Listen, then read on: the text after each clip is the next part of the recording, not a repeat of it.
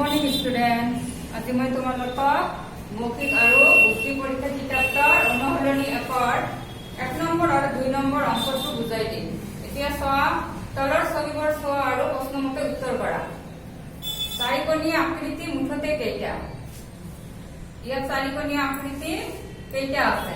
এটা, দুটা, তিনিটা, চাৰিটা, পাঁচটা, ছয়টা, সাতটা, আঠটা।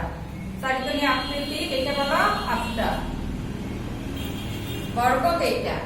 এটা, দুটা, তিনিটা, চাৰিটা, পাঁচটা, ছয়টা। বৰ্গ কেইটা? ছয়টা। ইয়াত চাৰিকোণীয়া মুঠতে কেইটা? ইয়াত চাৰিকোণীয়া কেইটা আছে? এটা, দুটা,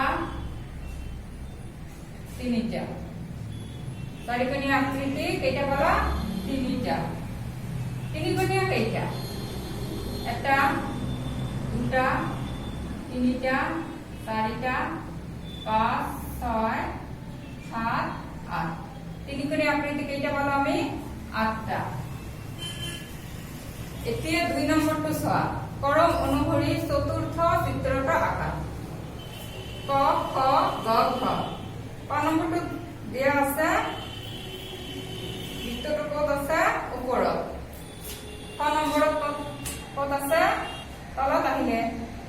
গ নম্বৰত ক'ত আছে? আকৌ তলত আহিলে। তেনেহলে খ নম্বৰটো কি হ'ব? খ নম্বৰটো ইয়াত ওপৰত যাব। ইয়াৰ পৰা বুজি পালা? আজি এইখিনিয়ে। ধন্যবাদ।